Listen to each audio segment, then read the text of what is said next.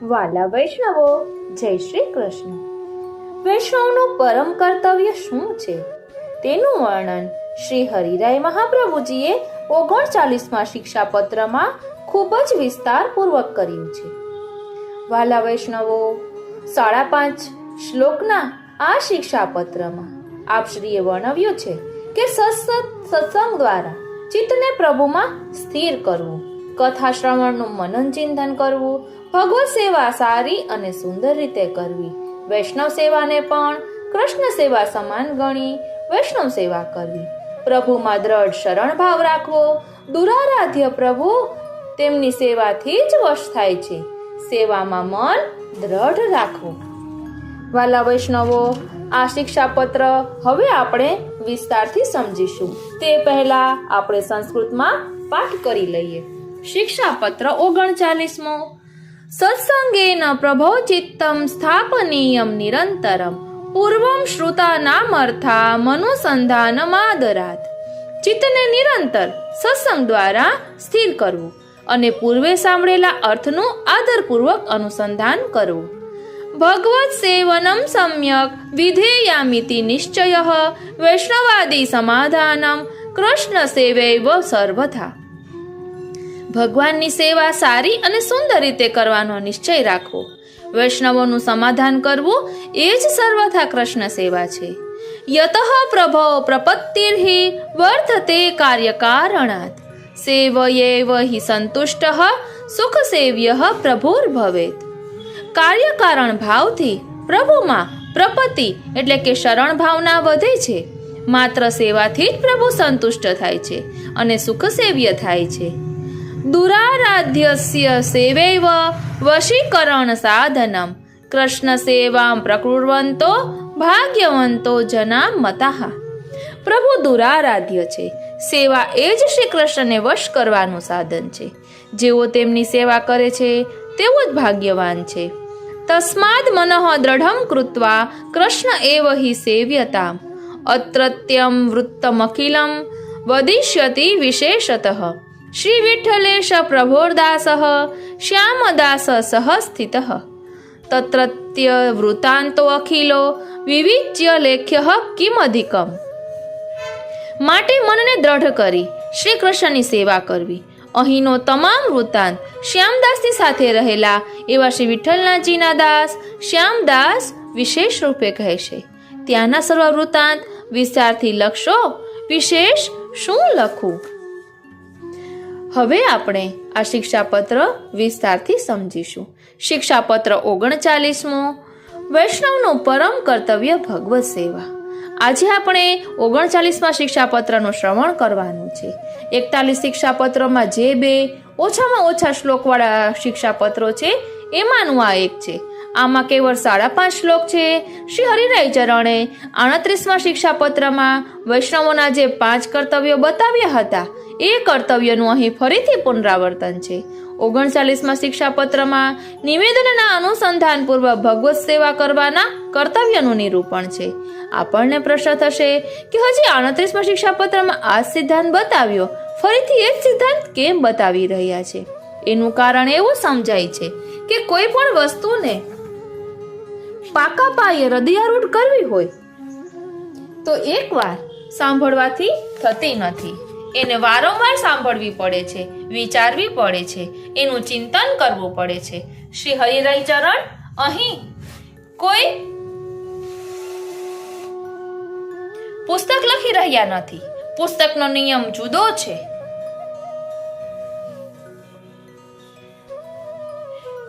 અને પત્રનો નિયમ જુદો. પુસ્તકની શૈલી એવી કે એમાં એકની એક વાતનું પુનરાવર્તન ન થવું જોઈએ. વિચારોનો વેગ આગળ ને આગળ ગંગાજીના પ્રવાહની જેમ વહેવો જોઈએ. પત્રોમાં એવી વિલક્ષણતા છે કે જેને સંબોધીને પત્ર લખતા હોઈએ એમાં જે વાત કહી છે એ બરાબર વાંચનારના મનમાં ઠસી જાય એ રીતે એનું પુનરાવર્તન કરવું પડે. શિક્ષણ શાસ્ત્રનો એક સિદ્ધાંત છે, શીખવેલી વસ્તુનું દ્રઢીકરણ અનિવાર્ય છે. ડ્રિલિંગ બરાબર થવું જોઈએ. હવે શ્રી હરિરાય ચરણ પોતાને જે કહેવું છે તે કહેવાની પૂર્ણાહુતિ ઉપર છે. એટલે છેલ્લે સમગ્ર શિક્ષાપત્રનો સાર એ ફરીથી બતાવી રહ્યા છે. કેવળ 39મો શિક્ષાપત્ર જો જીવનમાં ઉતરી જાય તો પુષ્ટિ જીવન બની જાય. વૈષ્ણવી જીવન સુંદર સિદ્ધાંતોથી મહેકતું થાય માટે શ્રી હરિરાય ચરણે ભગવત સેવાને પુષ્ટિનો પાયારૂપ સિદ્ધાંત ફરીથી આપણને ઘૂંટાવ્યો છે. આપ આજ્ઞા કરે છે કે પ્રભુ દુરારાધ્ય છે, એમને રીઝવવાનું કામ સરળ નથી. ગોવિંદ સ્વામીએ કહ્યું, રૂપ, ગુણ, શીલ, સુઘરતા ઇન બાત ના રીઝઈએ. પ્રીતમ પ્રીત હિતે પહીએ. આપણા રૂપથી, ગુણોથી, ચારિત્ર્યથી અને સુઘડતાથી આ પુષ્ટિ પુરુષોત્તમ કદી પ્રસન્ન થતા નથી. કારણ કે જે થોડું ઘણું રૂપ છે, જે થોડું ઘણું રૂપ આપણી પાસે છે એ રૂપ આપનારા એ છે. સંપૂર્ણ રૂપના ભંડાર તો એ છે, ગુણોના ભંડાર છે, ચારિત્ર્યના ભંડાર છે, સુઘડતાના ભંડાર છે. જેની પાસે કરોડ રૂપિયા રોકડા ખળખળતા હોય એને તમે 100 ની નોટ બતાવો કે જો મારી પાસે 100 રૂપિયા છે તો એ રાજી થાય? આપણે એમ કહીએ છીએ કે હું ઉત્તમ વંશમાં જન્મ્યો છું, મારામાં જીવન જીવવાના સારા સારા લક્ષણો છે, હું 4 વેદ અને 18 પુરાણો ભણેલો છું. તો પ્રભુ કહે છે તેનાથી અહીં મારી ઉપર કોઈ પ્રભાવ નહીં પડે. માટે ગોવિંદ સ્વામીએ કહ્યું, ભલે ને તમારી પાસે આ બધું જ છે પણ સ્નેહ નથી તો પોપટની જેમ જીભથી બોલ્યા કરીએ તો શું ફાયદો થાય? આ બધું કહેવાથી પ્રભુ મળવાના નથી. શ્રીમદ ભાગવતજીમાં તમે સાંભળ્યું હશે કે અનેક ઋષિ મુનિઓએ હજારો વર્ષોથી તપશ્ચર્યા કરી. કેવી આકરી તપસ્યા! વાયુનું ભક્ષણ કરીને રહ્યા તોય ભગવત દર્શન નથી થયા. અનેક લોકોએ યજ્ઞ કર્યા. શ્રી મહાપ્રભુજીના પૂર્વ પુરુષોની જ વાત લો ને, કેટલા બધા સોમ યજ્ઞ સૌએ કર્યા પણ શ્રી મહાપ્રભુજીનું પ્રાકટ્ય તો લક્ષ્મણ ભટ્ટજીના ત્યાં જ થયું. એટલે યજ્ઞથી, તપથી, અનેક પ્રકારના કઠણ યમ નિયમ સંયમ જાળવવાથી પ્રભુ મળતા નથી. એ દુરારાધ્ય છે તો એ શાનાથી મળે છે? એમનું વશીકરણ કેવી રીતે કરાય? કેટલાક એવા શાસ્ત્રો છે કે જે લૌકિક ઈચ્છાઓને પૂર્ણ કરવાના રસ્તાઓ બતાવે છે અને એમાં વશીકરણના પણ મંત્ર હોય. એ મંત્રનું તમે અનુષ્ઠાન કરો એટલે જે વ્યક્તિને તમે વશ કરવા માંગો એ તમારે વશ થઈ જાય. એનું નામ વશીકરણ મંત્ર. તો પ્રભુને શાનાથી વશ કરાય? કયા મંત્રના અનુષ્ઠાનથી પ્રભુ આપણા વશ થાય? ગોપીજનોએ કયો મંત્ર જપેલો કે જેનાથી પ્રભુ એમને વશ થયા? શ્રી હરિરાય ચરણ આજ્ઞા કરે છે, સેવા રૂપી મંત્ર એક જ એવો છે, સેવા એ જ એકમાત્ર સાધન છે જેનાથી આવા દુરારાધ્ય દામોદર પ્રભુ ભક્તને આધીન બને. આવી ભગવત સેવા માટે શ્રી હરિરાય ચરણ પાયાની કેટલીક વાતો સમજાવે છે, આપણા પ્રોબ્લેમના પ્રશ્નના જવાબ આપે છે. જાનામી ધર્મમ ન ચ મે પ્રવૃત્તિમ. એમ સેવા કરવાની વાત અમે જાણીએ છીએ પણ કોણ જાણે શું થાય છે કે અમારાથી બનતી નથી. સેવા ફળ ગ્રંથમાં શ્રી મહાપ્રભુજી બતાવે છે કે સેવામાં 3 જાતના અંતરાયો આવે છે, એને કારણે સેવા થતી નથી. પહેલો અંતરાય છે ઉદ્વેગ, બીજો ભોગ અને ત્રીજો પ્રતિબંધ. લૌકિકમાં ઉદ્વેગ થાય, ક્લેશ થાય, કુટુંબીજનો સેવા કરવા માટે સહાયક બને નહીં અને વાંધા પડે તો એને કારણે સેવા છૂટી જાય છે. આપણે ડરીએ છીએ કે આવા બધા ક્લેશના વાતાવરણમાં સેવા કેમ કરીશું? ઘરના બધા સહકાર નહીં આપે તો એમ એકલાથી શું થશે? સેવામાં અંતરાયરૂપ બીજી બાબત છે ભોગ. લૌકિકના અનેક વિષયોમાં ભોગ ભોગવવાની જે વૃત્તિ છે તે આપણને સેવા કરતા રોકે છે, રૂકાવટ લાવે છે. સેવા કરનારે ગરમા ગરમ રસોઈ ખાવાની વૃત્તિ છોડવી પડે.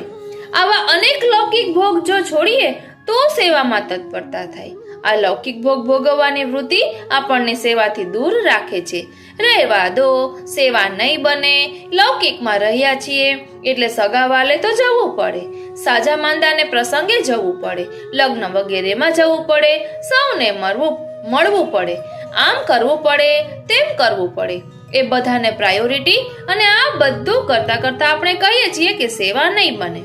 લૌકિક ભોગ ભોગવવાની વૃત્તિ ભગવત સેવામાં કાં તો અંતરાય લાવે છે અથવા તો સરખી રીતે સેવા થવા દેતી નથી. ત્રીજો પ્રતિબંધ, બે પ્રકારના પ્રતિબંધ, મનુષ્યકૃત પ્રતિબંધ અને ભગવતકૃત પ્રતિબંધ. કુટુંબીજનો પ્રતિબંધ કરે, યુવાન દીકરો સેવા કરતો હોય અને મા બાપ કહે હજુ તારે ઘણી વાર છે, અત્યારે વેપારમાં ધ્યાન આપ, અમારી ઉંમરનો થા ત્યારે સેવા કરજે. ઘરમાં પત્ની પતિને પ્રતિબંધ કરે, સવારથી સેવામાં બેસી ગયા, હવે અમારું કોણ ધ્યાન રાખશે? આ બધાય મનુષ્યકૃત પ્રતિબંધો છે, જેને કારણે આપણી સેવા થતી નથી અને છૂટી જાય છે. અથવા શ્રી મહાપ્રભુજી કહે છે ઠાકોરજી આપણી સેવા લેવા જ તત્પર નથી, રાજી નથી. ઠાકોરજીને એવું પૂછી નહીં શકાય કે અમારો શું વાંક છે, શા માટે અમારી સેવા નથી લેવી? એમને નથી લેવી તો નથી લેવી. જ્યારે પ્રભુને સેવા નથી લેવી ત્યારે બીજું કંઈ કારણ ન હોય તો એ અક્કર ચક્કરમાંથી એવી પરિસ્થિતિ આવે કે તમારી સેવા છૂટી જાય. તમે સાચા દિલથી લાખ પ્રયત્ન કરો તોય સેવા ન થાય. શ્રી મહાપ્રભુજી આજ્ઞા કરે છે કે ઉદ્વેગને આપણી બુદ્ધિથી દૂર કરી શકાય, ભોગમાંથી આપણા મનને વાળી શકાય. આપણા સ્વજનો કોઈ રૂકાવટ ઊભી કરી તો એમાંથી રસ્તો કાઢી શકાય, પણ પ્રભુને સેવા લેવાની ઈચ્છા ન હોય ત્યારે આપણો કોઈ પ્રયત્ન ચાલતો નથી. ત્યાં આપણી ઈચ્છાને આધીન બની જવું પડે, ત્યાં આપણે પ્રભુની ઈચ્છાને આધીન બની જવું પડે. પણ આ તો છેલ્લો તબક્કો છે. બાકી તો ઉદ્વેગ આવે, ભોગ આવે કે સ્વજનોના અંતરાય આવે, એ પરિસ્થિતિમાં શ્રી હરિરાયચરણ આજ્ઞા કરે છે કે તમારી બુદ્ધિને નિશ્ચલ એટલે કે મક્કમ રાખવી પડશે. કમ વોટ મેં જે આવવાનું હોય તે આવે. એક કવિએ બહુ સુંદર વાત કરી, અડગ દિલના માનવીને હિમાલય નડતો નથી. આપણે નેપોલિયન બનવું પડે.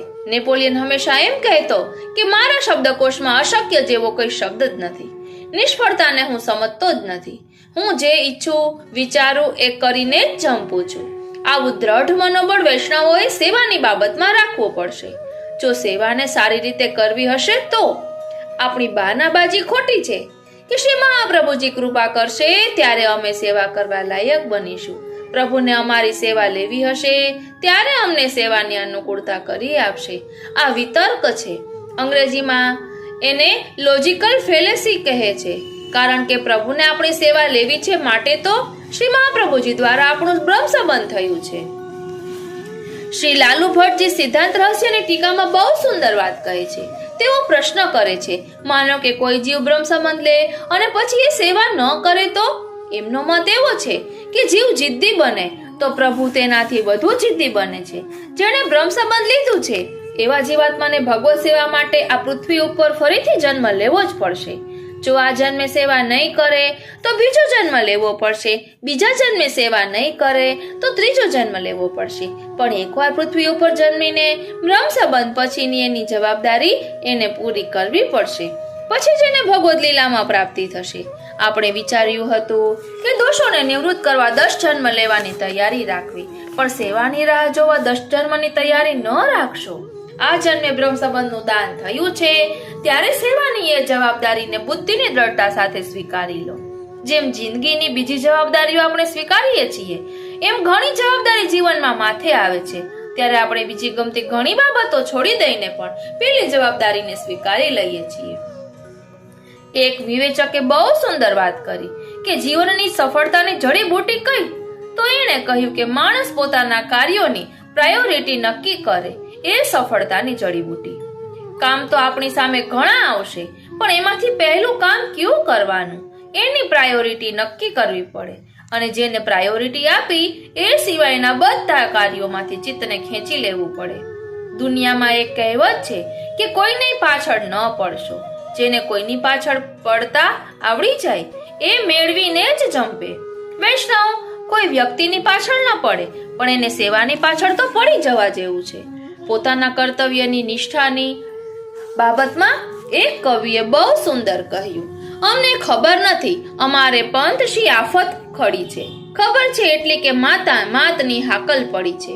આપણી આઝાદીના સંઘર્ષ કાળમાં દેશવાસીઓએ આવી ભાવના સેવીને દેશ માટે કુરબાની આપી છે.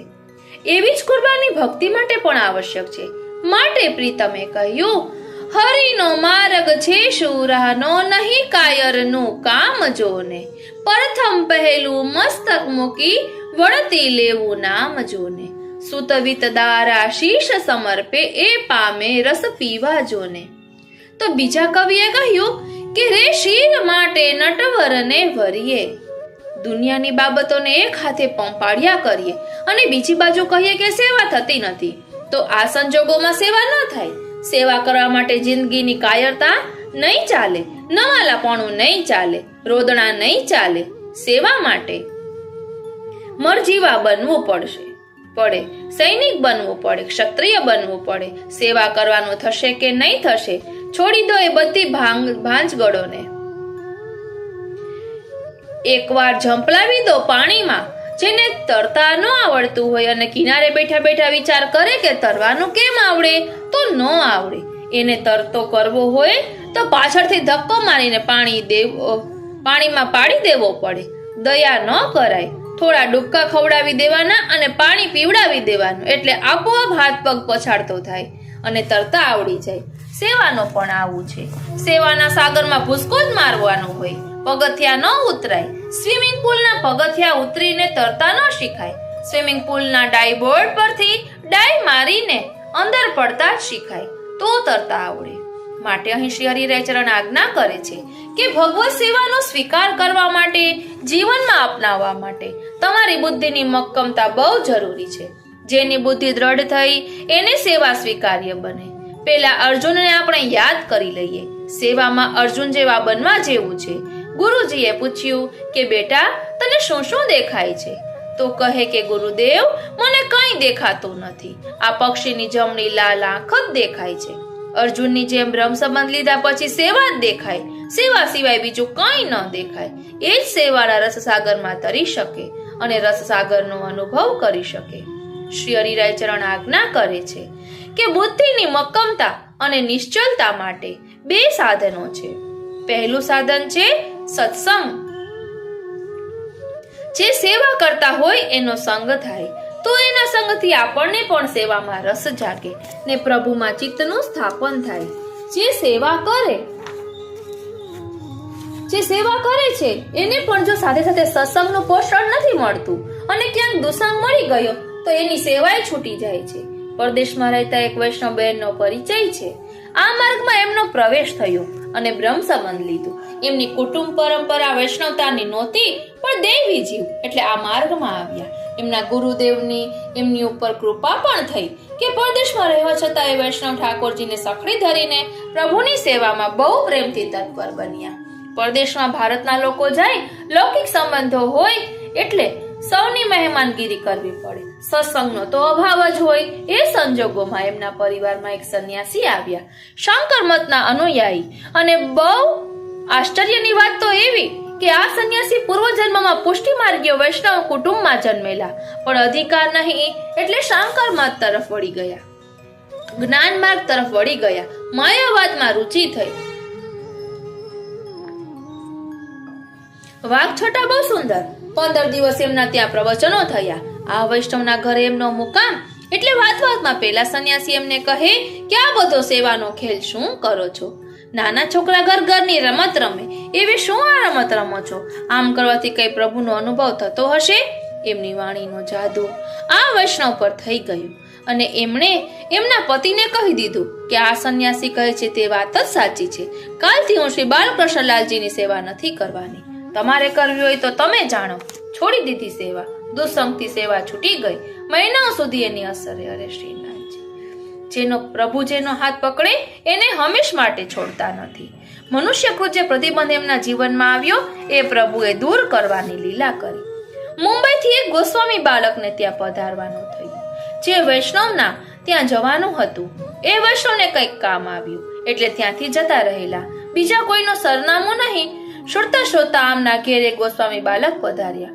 એમનો સ્વભાવ કે ઘેર આવેલા મહેમાનની પૂરી રીતે મહેમાનગીરી કરવી, અને એમાંય વૈષ્ણવાચાર્ય પધાર્યા છે એથી સર્વ વ્યવસ્થા કરી આપી. એમનો પાછો સંગ લાગ્યો એટલે મગજમાં જે પેલું ધુમ્મસ થઈ ગયું હતું એ ધીમે ધીમે સત્સંગ રૂપી સૂર્યના પ્રકાશથી દૂર થયું અને ભૂલ સમજાઈ ગઈ કે અરે રે, મેં આ શું કર્યું? હું ખોટી રીતે ફસાઈ ગઈ. ગોસ્વામી બાલકે ફરી એવી કૃપા કરી કે એમનો ભાવ પાછો જાગૃત થયો. સેવામાં ફરી તત્પર થયા અને નક્કી કર્યું કે કોઈની વાણી સાંભળવી નહીં અને કોઈનો સંગ કરવો નહીં. વાલા વૈષ્ણવો, એટલે જ આપણે પુષ્ટિ માર્ગીય સત્સંગ શ્રવણ કરવાનું વચનામૃતમાં કહેતા હોય છે કે અન્ય માર્ગીના મુખે શ્રવણ ન કરવું. વાલા વૈષ્ણવો, જો આ દુસંગ આટલો પ્રબળ હોય તો સત્સંગની પ્રબળતા પણ ઓછી નથી હો, એનાથી એ વધારે છે. માટે શ્રી હરિરાય ચરણ આજ્ઞા કરે છે કે બે હેતુપૂર્વક સત્સંગ કરવો. પહેલો હેતુ સેવામાં મન વાળવા માટે સત્સંગ કરવો, તો કોનો સંગ કરવો? જે સેવા કરતા હોય એનો સંગ કરવો. કોની વાણીની અસર થાય? જે એવું જીવન જીવતા હોય એની વાણીની અસર થાય. રામકૃષ્ણ પરમહંસનો દાખલો તમે જાણી લો. મા દીકરાને લઈને સ્વામીજીની પાસે આવ્યા. ગરીબ બાઈ, દીકરાને ખૂબ ગોળ ખાવા જોઈએ. સ્વામીજી, એને સમજાવો કે ગોળ ન ખાય, હું નથી આપી શકતી. સ્વામીજીએ કહ્યું કે માં અઠવાડિયા પછી આવજે. અઠવાડિયા પછી ફરી ગયા. બાળકના માથે બહાલથી હાથ ફેરવીને કહ્યું કે બેટા, આજથી ગોળ ન ખાતો હો. પેલી માં પૂછે છે, બાપજી આટલું કહેવા એક અઠવાડિયું લગાડ્યું? એ દિવસે કહી દીધું હોત તો? રામકૃષ્ણ પરમહંસ કહે છે, માં, તારા દીકરાને ગોળ ભાવે છે એમ મને પણ ગોળ બહુ ભાવે છે. હું પણ ભોજનમાં રોજ ગોળ બહુ ખાઉં છું. ગોળ ખાનારો હું કોઈને કઈ રીતે કહું કે ગોળ ન ખાઈશ? મેં અઠવાડિયાથી ગોળ છોડી દીધો છે. હવે હું જીવનભર નહીં ખાઉં એવો સંકલ્પ કર્યો છે. માટે તારા દીકરાને કહ્યું કે બેટા, ગોળ ન ખાઈશ. હવે મારી વાત, મારા શબ્દો એને અસર થશે. શબ્દો એ બાણ જેવા છે. શબ્દોમાં એક શક્તિ છે. એકવાર શબ્દના બાણથી હૈયું વિંધાય તો એ સદાયને માટે વિંધાયેલું રહે છે. માટે આ શબ્દના બાણ એ જ વાપરી શકે જે જીવનમાં એ શબ્દનું પાલન કરે છે. એક કથાકારનો પ્રસંગ પ્રસિદ્ધ છે. ચાતુર્માસની કથા ચાલે છે. એમને સૌને કથામાં કહ્યું, કારણ કે શાસ્ત્રમાં લખેલું હતું કે ચાતુર્માસમાં રીંગણ ન ખવાય. એમણે ઉપદેશ આપ્યો, આ ચોમાસામાં રીંગણ નહીં ખાવાના. હવે એ જ દિવસે કોઈ ખેડૂતના ખેતરમાં રીંગણ પાક્યા હશે એટલે કહ્યું કે આ મહારાજ કથા કરે છે અને આપવા પૈસા તો નથી, તો લાવ એમને રીંગણ આપીએ. પોથી ઉપર રીંગણ મૂકી ગયો. કથા પૂરી થઈ. આવેલા પૈસા બધું સમેટ્યું. ગોરાણી પણ હાજર હતા. એમને કહ્યું કે તારી સાડીના છેડામાં રીંગણ ભરી લે. કાનમાં કહ્યું કે ઘેર જલ્દી જઈને એનું શાક બનાવી દે. ગોરાણી પણ સમજદાર છે એટલે કાનમાં પૂછ્યું કે તમે હમણાં તો કથામાં કહ્યું કે ચોમાસામાં રીંગણા ન ખવાય. પંડિતજી કહે કે મૂર્ખી, તારામાં અક્કલ નથી. એ તો શાસ્ત્રમાં લખ્યું છે, પોથીમાં લખ્યું છે એટલે બોલવું પડે. પણ આવા મફતના રીંગણા મળતા હોય તો છોડાય?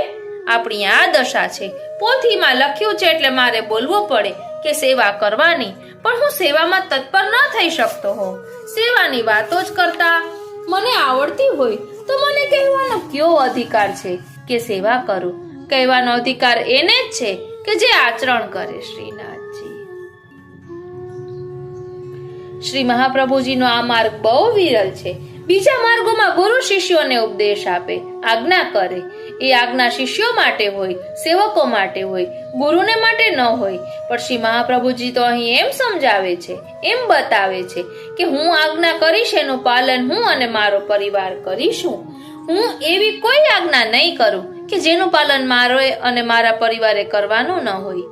માટે છેલ્લે પણ શિક્ષા શ્લોકીમાં શ્રી મહાપ્રભુજીએ પોતાના પરિવારને અને વૈષ્ણવોને અર્થાત બિંદુ સૃષ્ટિને અને નાદ સૃષ્ટિને જાહેરમાં એક જ શિખામણ આપી, એક જ આજ્ઞા આપી કે તમે ભવિષ્યમાં ક્યારેય પ્રભુથી બહિર્મુખ ન થશો, પ્રભુના સેવા સ્મરણ છોડી ન દેશો. એમ કરશો તો યાદ રાખજો કે કાળનો પ્રવાહ તમને ખેંચી જશે, ખાઈ જશે, તમારું અસ્તિત્વ મટી જશે. સેવા સ્મરણની આજ્ઞા શ્રી મહાપ્રભુજીએ પોતાના પરિવારને અને વૈષ્ણવ પરિવારને બંનેને કરી. માટે શ્રી હરિરાયજી પોતાના નાના ભાઈ શ્રી ગોપેશ્વરજીને પણ આજ્ઞા કરી રહ્યા છે કે તમારા બહુજીના લીલા પ્રવેશથી તમારા મનમાં સેવાનો જે ઉદ્વેગ આવ્યો, પતિના લીલા પ્રવેશથી તમને જે પ્રતિબંધ આવ્યો, તેનાથી તમે સેવા વિમુખ ન બનશો. એ પ્રતિબંધોને, એ અંતરાયોને દૂર કરવા ભગવતીઓનો સત્સંગ કરજો. સેવા તત્પર અને સેવા રસિક વૈષ્ણવોના સત્સંગથી સેવા કરવાનું મન થશે. પણ સત્સંગમાં જે એમ કહેતા હોય કે સેવા નહીં કરો તો ચાલશે, એના સંગથી સેવામાં રુચિ નહીં જાગે. જે સેવા નથી કરતા એવા વૈષ્ણવ સત્સંગમાં સેવા કરવાનો સિદ્ધાંત સમજાવશે તો એમના મુખથી કહેવાયેલો સિદ્ધાંત પણ આપણને અસર નહીં કરે.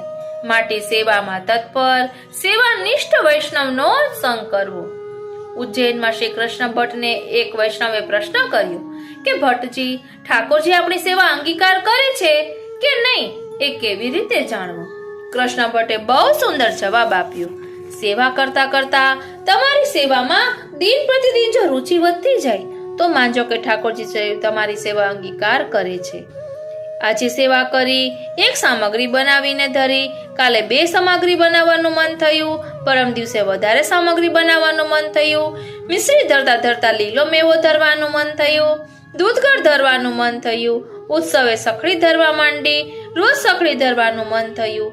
એકવાર સેવા કરતા હતા તેને બદલે 2 વાર સેવા કરવાનું મન થયું. આમ સેવામાં વધતી જતી રુચિ વધતી જાય તો માનો કે શ્રી ઠાકોરજી આપણી સેવા અંગીકાર કરે છે.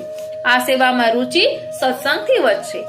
એટલે એવા ભક્તનો સત્સંગ કરજો કે જે પૂર્ણ રીતે સેવામાં તત્પર હોય. પ્રભુને બંને સમય મંગળાથી રાજભોગ અને સાંજે ઉત્થાપનથી શયન સુધી સેવા પહોંચતા હોય. બંને સમય જેમના ઘરમાં પ્રભુ નિત્ય સખડી ભોગની સામગ્રી આરોગતા હોય અને એ પણ ભાવનાના ચિંતનની સાથે સાથે સેવા થતી હોય, એવા ભગવદીઓને શોધીને એમનો સંગ કરવો. કદાચ એમને ગ્રંથો ભલે ઓછા આવડતા હોય પણ એમના હૃદયના ભાવથી આપણા હૃદયનો ભાવ જાગશે.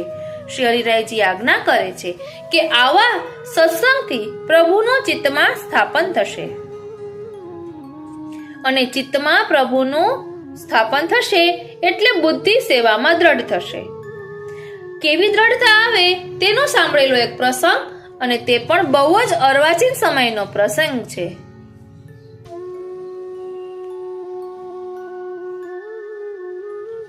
વાલા વૈષ્ણવો, મુંબઈમાં એક ભાટિયા વૈષ્ણવ, માજીની ઉંમર 85 વર્ષ ઉપર, પણ બાળપણથી સેવાનો આગ્રહ અને એવો પ્રેમ કે ઘરમાં સુખ સાહેબી હોવા છતાં સવાર સાંજની સેવા જાતે જ કરે.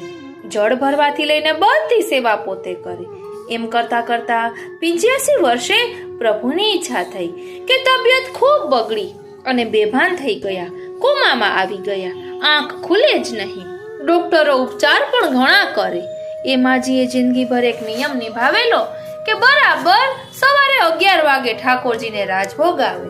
ઉત્સવ હોય કે ગમે તે દિવસ હોય, અન્નકૂટનો દિવસ હોય તો પણ 11 વાગે ભોગ આવે. રાતમાં જેટલા વહેલા ઉઠવું પડે તેટલા ઉઠે. બેભાન અવસ્થામાં 3 દિવસ રહ્યા. બરાબર 11ના ટકોરા ઘડિયાળમાં થાય એટલે માજીની આંખ ખુલે. પાસે જે બેઠું હોય એને ક્ષીણ અવાજે પૂછે, મારા ઠાકોરજીને રાજભોગ આવ્યો? જવાબ મળે, હા માં. પાછી આંખ મીચાઈ જાય. 3 દિવસ બેભાન અવસ્થામાં રહ્યા લૌકિક રીતે, પણ 3 દિવસ 11 વાગે આટલો પૂછે કે મારા ઠાકોરજીને રાજભોગ આવ્યો. ચોથા દિવસે તો પ્રભુ એમને પોતાના ચરણમાં બોલાવી લીધા. સેવાની આ તત્પરતા, આવી સ્થિતિમાં પણ પ્રભુના સુખનો આટલો બધો વિચાર. આવા વૈષ્ણવોને ગ્રંથ આવડે કે ન આવડે તેનું ખાસ મહત્વ નથી, કારણ કે ગ્રંથમાંથી જે શીખવાનું છે તે તો જીવનમાં આચરે જ છે. માટે શ્રી હરિરાયજી અહીં આજ્ઞા કરે છે કે શોધી શોધીને ભગવતીઓનો સત્સંગ કરજો, જેમનાથી આપણને સેવા કરવા માટેની સ્ફૂર્તિ, ઉત્સાહ, પ્રેમ ભાવ પ્રાપ્ત થાય, ઓક્સિજન મળે. લોકો હવાફેર કરવા જાય છે, શું કરવા? જે તંદુરસ્તી ગુમાવી હોય તે પાછી મેળવવા. વૈષ્ણવોનો હવાફેર કયો? તો કહે સત્સંગ. કારણ કે આપણા મનની તંદુરસ્તી ગઈ છે. લૌકિક આસક્તિનો રોગ લાગ્યો છે. એને સુધારવાને માટે સત્સંગનો હવાફેર બહુ જરૂરી છે. હવાફેર કરવા ક્યાં જવાય? હિલ સ્ટેશને, ઊંચા પર્વત ઉપર, જે હવા શુદ્ધ હોય, પર્યાવરણ દૂષિત ન હોય. તો આપણા સત્સંગનો હવાફેર જેમણે જીવનમાં સેવાની આવી ઊંચાઈ પ્રાપ્ત કરી છે એવા ભગવતીઓથી જ થાય.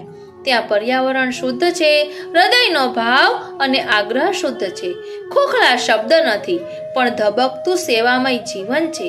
આવો સત્સંગ બુદ્ધિને સેવામાં લગાડવા માટે જરૂરી છે. બીજું સાધન છે નામદેવે નિવેદન મંત્રનું અતિ આદરપૂર્વક અનુસંધાન કરવું. સૂતા, જાગતા, ઉઠતા, બેસતા, હરતા ફરતા બ્રહ્મ સંબંધ મંત્રનો જે ભાવાર્થ છે એને સતત યાદ કરો. વિચાર કરો કે ભગવાન કૃષ્ણથી વિખૂટા પડે હજારો વર્ષોનો સમય વ્યતીત થઈ ગયો. યાદ પણ નથી કે ક્યારે વિખૂટા પડ્યા, શું થયું. જેમ જેમ સમય જાય તેમ તેમ સ્વજન ભૂલાય. હજારો વર્ષોથી વિખૂટા પડવાને કારણે પ્રભુ ભૂલાઈ ગયા એટલે એમને ફરીથી મેળવવાની ઈચ્છા જ ન રહી. પરિણામે ફરી મેળવવાની તાલાવેલી તાપ ક્લેશ પણ ન રહ્યો. ભગવાનની પ્રાપ્તિને માટે હૃદયમાં જે તાપ ક્લેશનો આનંદ થવો જોઈએ એ જેને તિરોધાન થઈ ગયો છે એ રહ્યો જ નથી. એવો હું જીવ ભગવાન કૃષ્ણ શ્રી ગોપીજન વલ્લભને મારા દેહ, ઇન્દ્રિય, પ્રાણ, અંતઃકરણ અને એના ધર્મો, સ્ત્રી, પુત્ર, કુટુંબ, ધન, આલોક અને પરલોક આત્મા સહિત સમર્પણ કરું છું. હું દાસ છું. હે કૃષ્ણ, હું તમારો છું. આ નિવેદન મંત્રનો ભાવાર્થ છે, અનુવાદ છે, શબ્દાર્થ છે. તેનું સતત ચિંતન કરો. નિવેદન મંત્રમાં 3 બાબતો છે. શરૂઆતમાં જીવનું સ્વરૂપ, હું જીવ કેવો છું, તો એમાં 3 વાત કહી. ભગવાન કૃષ્ણથી છૂટો પડેલો, ભગવાનને ભૂલી ગયેલો, તાપ ક્લેશ રહિત. પછી પ્રભુનું સ્વરૂપ કહ્યું. નિસાધન ગોપીજનોના જેવા ભક્તો જેમને પ્રિય છે.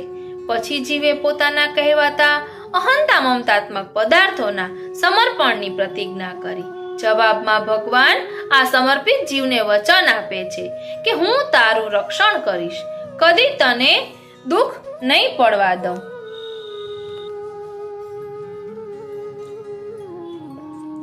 અગ્નિની સાક્ષીએ પરસ્પરને આપેલા પ્રોમિસ બહુ મોટી વાત છે. જો લૌકિકમાં લગ્નના પ્રોમિસ યાદ રહે તો આપણું દાંપત્ય જીવન મધુર બને. પતિ પત્ની વચ્ચે ઝઘડા ન થાય, એડજસ્ટમેન્ટ થાય, પરસ્પરની મર્યાદાઓ સ્વીકારાય, પરસ્પરની શક્તિઓ નભાવાય. માટે ભારતીય સંસ્કૃતિમાં 5000 વર્ષ પહેલા છૂટાછેડાનો વિચાર ન હતો, કેમ કે લગ્ન એ ધર્મ હતો. લગ્ન એ દેહની ભૂખ સંતોષવાનું સાધન ન હતું. આજે આપણા ડાયવોર્સ પ્રચલિત થયા કારણ કે આ સપ્તપદીની ગંભીરતા અને પવિત્રતાનું આપણને અનુસંધાન નથી. ડાયવોર્સ થતા પહેલા દાંપત્ય જીવન ક્યાંક કડવાશથી ભરેલું હોય છે તો ક્યાંક નંદવાયેલા જેવું હોય છે. એમાં મધુરતાનો અભાવ હોય છે. માટે શ્રી હરિચરણ અહીં સમજાવે છે કે અલૌકિક સપ્તપદીનું સ્મરણ નહીં રહે તો પ્રભુ સાથેનું આપણું અલૌકિક લગ્ન જીવન નંદવાઈ જશે. એની મધુરતા માણી નહીં શકાય. બ્રહ્મ સંબંધ મંત્ર આત્મા અને પરમાત્મા બંને વચ્ચેનો સંવાદ છે. જીવરૂપી કન્યાએ પહેલા કહ્યું કે હું આવી છું મહારાજ, મારી નબળાઈઓ, મારી મર્યાદાઓ જાણી લેજો. આ સાંભળી પ્રભુ કહે છે કે કશો વાંધો નહીં, તું ગમે તેવી હોય હું તને સ્વીકારવા તૈયાર છું. રાજાને ગમે તો ચાંડાલીને પણ રાજપત્ની બનાવે, એને પૂછનાર કોઈ નથી. એમ પ્રભુ પણ કહે છે કે તું મને ગમ્યો છે, તે મારો સ્વીકાર કર્યો. હવે તું મારી વાત સાંભળી લે. હું પણ આવો છું. હું ભગવાન છું, હું સર્વસત્તાધીશ છું, હું પરમાનંદ છું, હું નિસાધન એવા ગોપીજનોનો પ્રાણ પ્યારો છું. જે નિસાધન બને છે એની ઉપર અઢળક ઢળી જાઉં છું. ચાલશે? જીવાત્મા કહે છે કે મહારાજ ચાલશે નહીં, ફાવશે, ગમશે. હવે પ્રભુ જીવને પૂછે છે કે દાયજામાં શું લઈ આવ્યો છે? વગર દાયજા વિના તો સ્વીકાર ન થાય. જીવાત્મા પોતાનો દાયજો ગણાવે છે. મહારાજ, દાયજામાં 100 તોલા સોનું નથી લાવ્યો, 100 જોડ કપડાં પણ નથી, ઘર વખરીનો સામાન પણ નથી, flat, fridge, Fiat, fixed deposit અને ફોન પણ નથી. તો શું છે?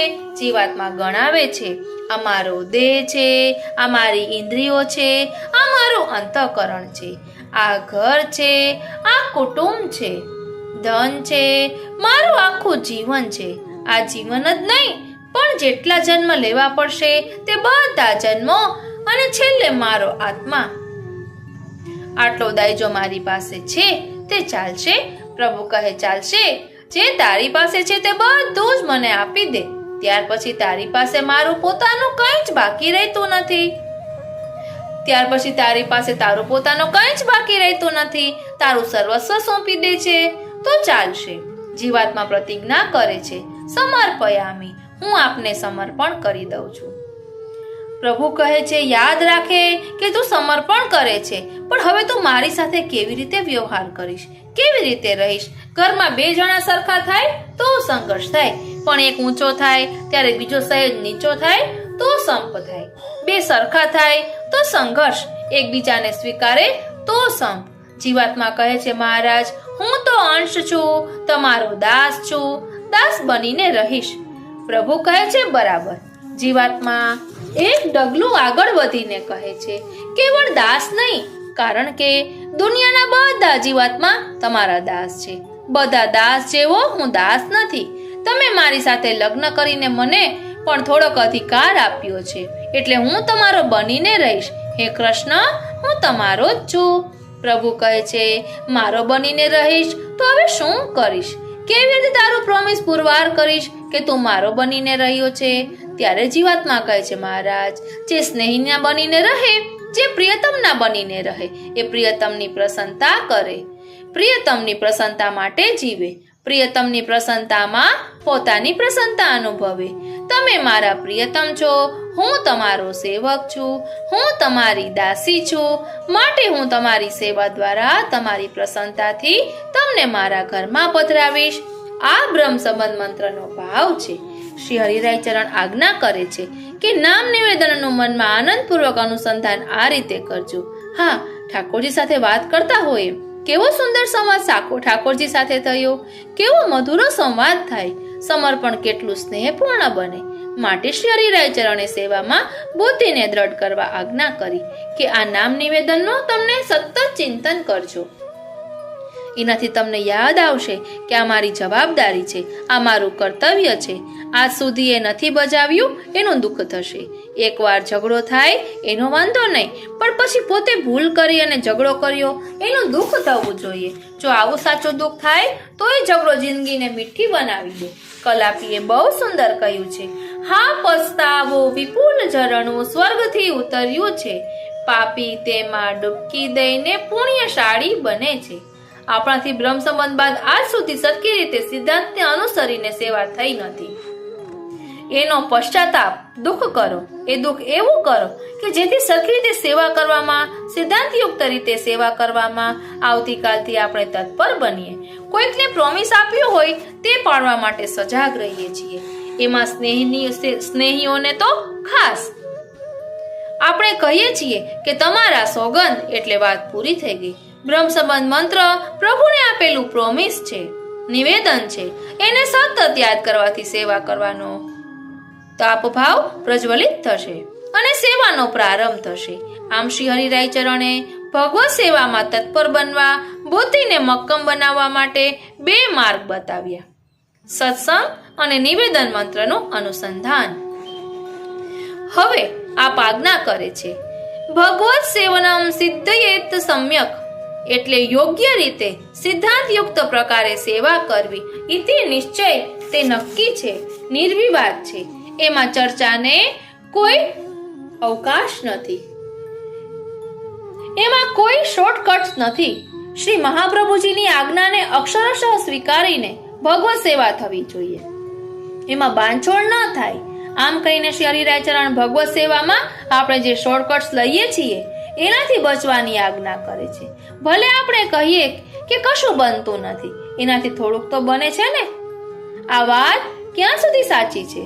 બાળકને ન ચાલતા આવડે ત્યાં સુધી મા બાપ સંતોષ માને છે કે ચાલણ ગાડી લઈને ચાલે છે ને, પણ 5 વર્ષનો દીકરો થાય અને ચાલણ ગાડી ન છોડે તો, એટલે વોકર મા બાપ ચલાવી લે છે, લઈ જશે ડોક્ટર પાસે અને કહેશે કે જુઓ, તપાસો શી તકલીફ છે એના પગમાં.